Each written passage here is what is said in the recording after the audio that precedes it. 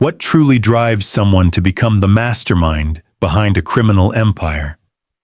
What pushes a gang leader to rise to power, leaving behind a trail of violence, deception, and chaos? And what happens when money, influence, and brutality collide in the heart of New Zealand? Today, we are diving into the story of one of the country's most feared and secretive gangs, the Headhunters. This is not just a tale of back-alley brawls or shady deals. It is a deep and disturbing look into a group that ruled through intimidation, influence, and absolute control. At the top were men whose names still send chills down spines. You may think you know the story, but the truth is far more complex and unsettling. It begins with Wayne Doyle, the original boss behind the gang's East chapter. For years, he operated quietly behind the scenes. No flashy headlines, no social media attention, just a calm, calculated leader who transformed the gang into a powerful criminal operation. Under Doyle's leadership, the Headhunters did not just expand, they took over. Drugs, violence, money laundering, if there was profit to be made, they were involved. Then there was William Bird Hines, a name linked to some of the most brutal crimes in New Zealand. He was not just an enforcer, he was running large-scale methamphetamine laboratories, flooding communities with drugs while making millions. Out west, David Dunn wore the president's patch. His chapter showed no restraint, pushing deeper into drugs, weapons, and ruthless power plays that blurred the line between criminal activity and law enforcement influence. That line became even thinner with Terrence McFarland. Feared for his efficiency and brutality, he was also linked to corrupt police officers, giving the gang a dangerous advantage. When protection comes from inside the system, who is left to stop you? In Wellington, Gavin Johnston also played a key role. While his legacy is still debated, there is no question that he helped expand the Headhunters' reach across the country. These men were not simply riding motorcycles or getting into street fights. They built something far more sophisticated, a nationwide criminal network hidden behind legitimate businesses and operating like a corporation. Every violent act, every drug deal, every dollar earned was part of a larger strategy. What makes it truly chilling is how far their influence reached. It was not limited to the streets.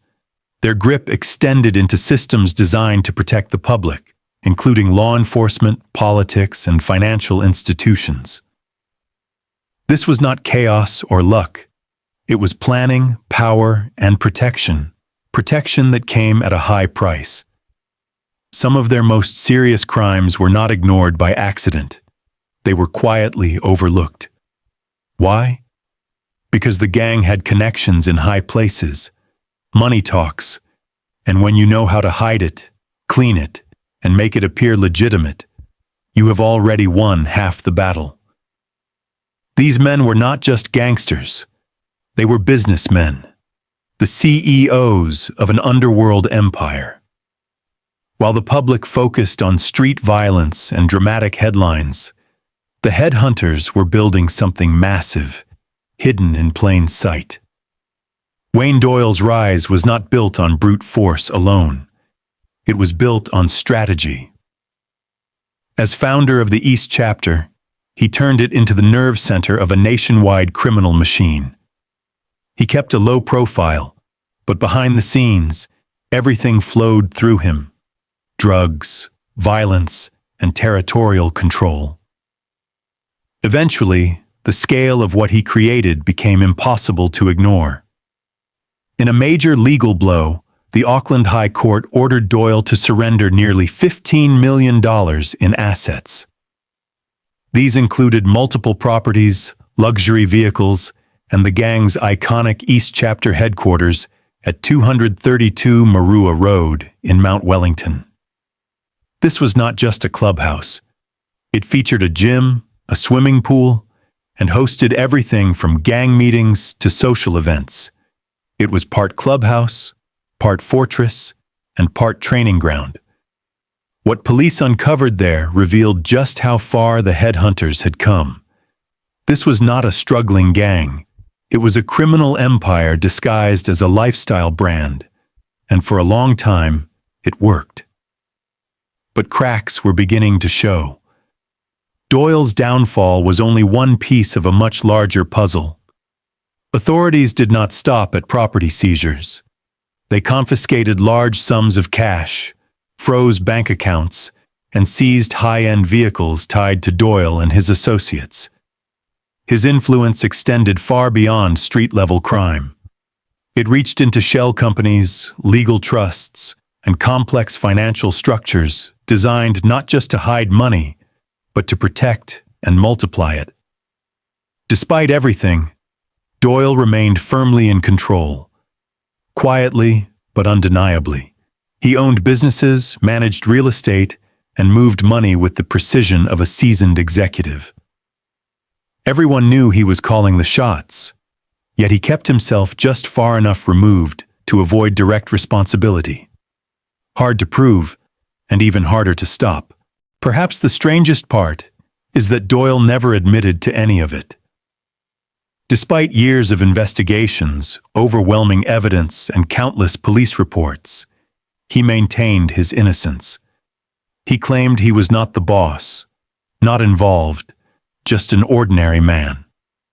Detective Inspector Kevin McNorton did not believe that for a second.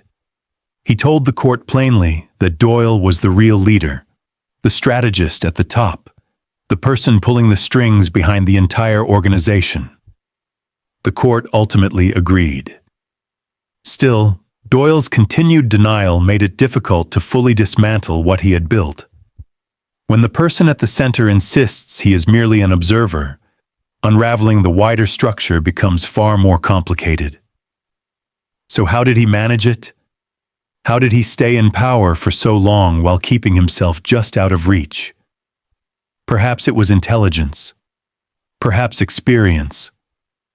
Or perhaps it was the network of people around him who helped hold everything together. Whatever the reason, the approach worked for years.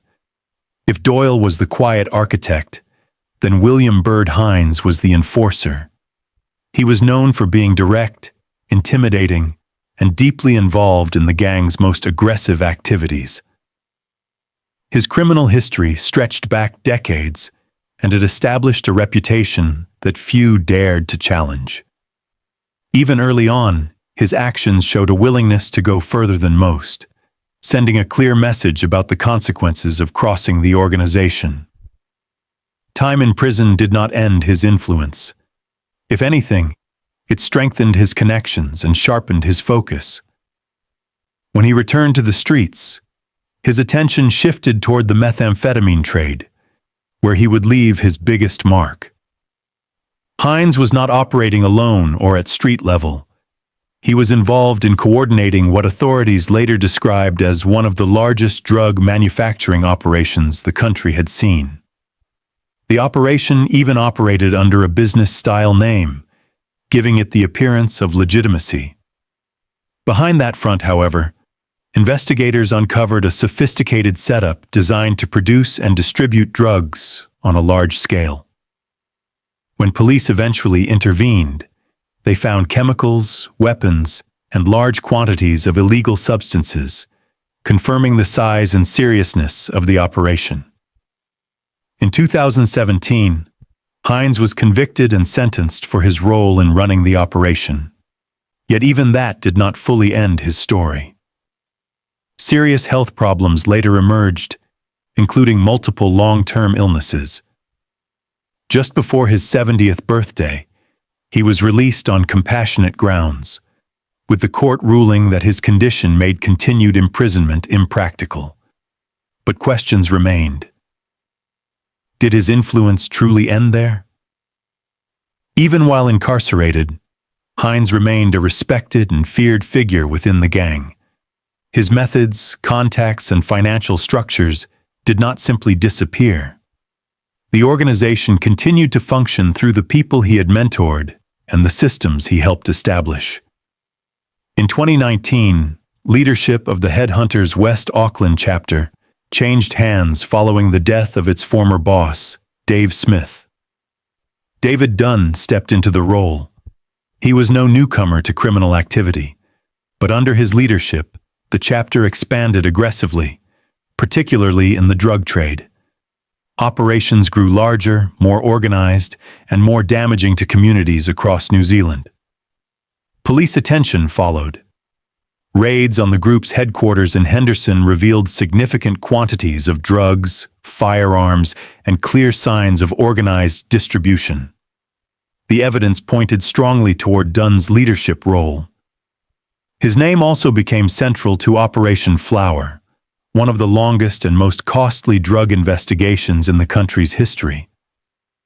At the heart of the case was a large-scale drug manufacturing site, complete with industrial equipment and materials. The investigation ultimately led to Dunn receiving a sentence of 7.5 years in prison. One of the more unusual aspects of Dunn's rise involved his connection to a group presented as a community-focused organization called That Was Then, This Is Now.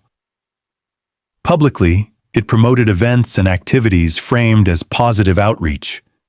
But many of those events were held at gang-controlled locations, raising serious questions about whether the organization was genuine or simply another layer of cover.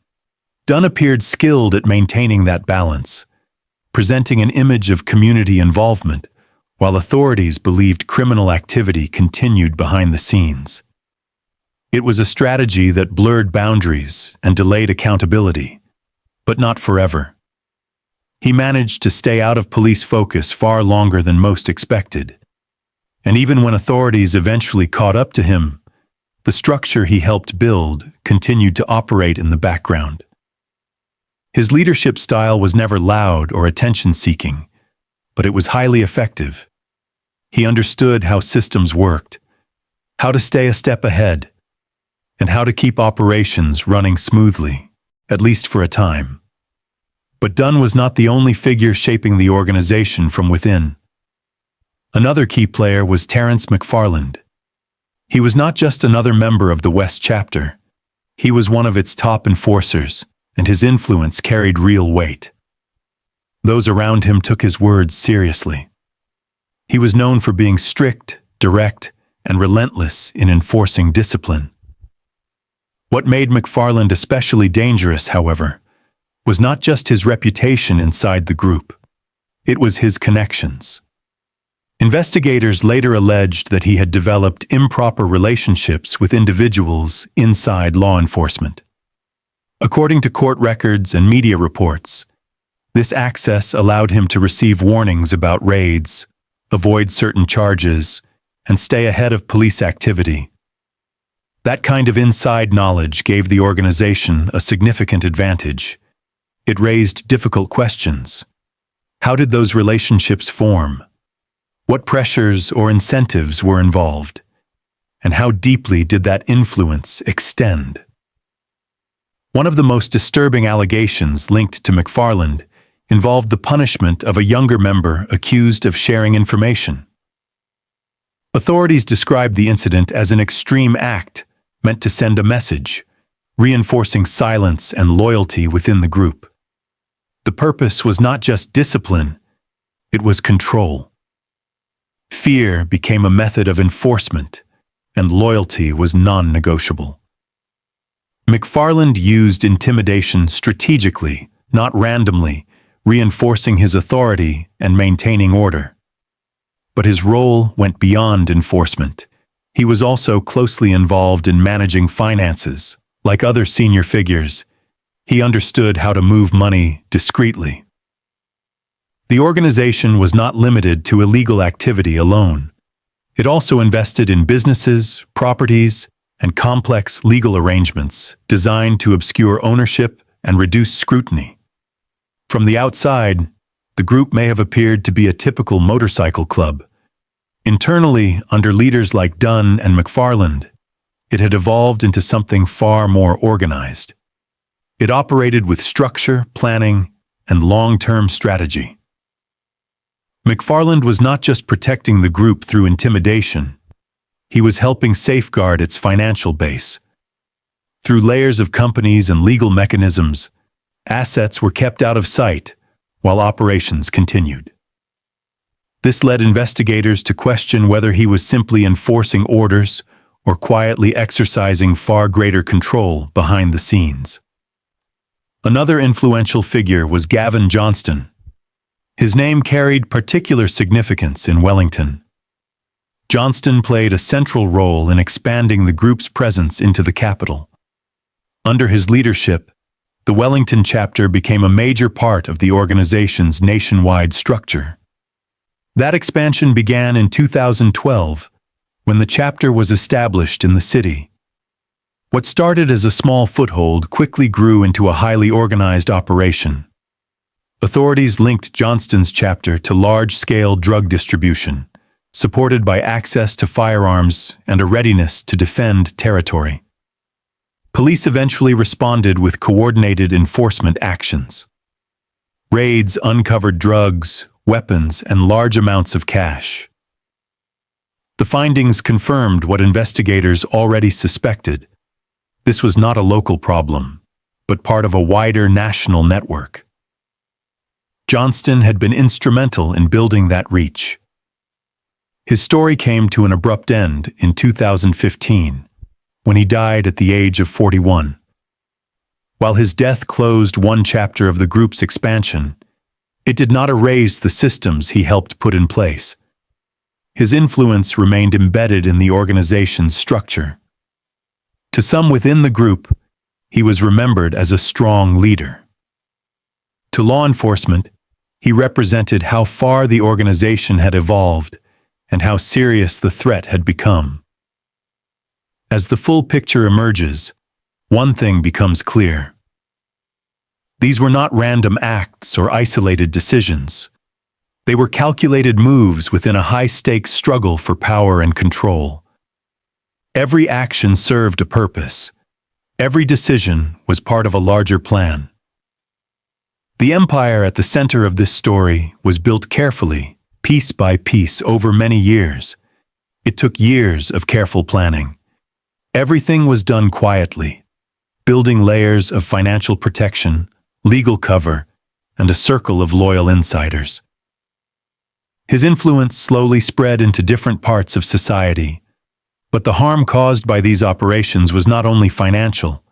It affected real people. Families were torn apart, communities were damaged, and lives were permanently changed. Then there was William Byrd Hines. His actions were not just about control, they were designed to instill fear. His leadership relied on intimidation and psychological pressure, treating people as tools rather than individuals. In the end, however, it was not law enforcement or rivals that stopped him. Serious health issues eventually overtook him, forcing an end to his active role. Even after his release from prison, the reputation he built continued to linger. David Dunn accelerated the group's influence in West Auckland. Under his leadership, operations expanded rapidly and control tightened. He ran things with strict discipline, making his authority clear. When police raided his headquarters, it revealed just how deeply established the organization had become. This was not casual activity. It was a structured system built to last. When it finally collapsed, the scale of what had been operating behind the scenes became impossible to ignore. Terrence McFarland maintained loyalty through intimidation. Those who broke rules faced severe consequences, not just as punishment, but as a warning to others.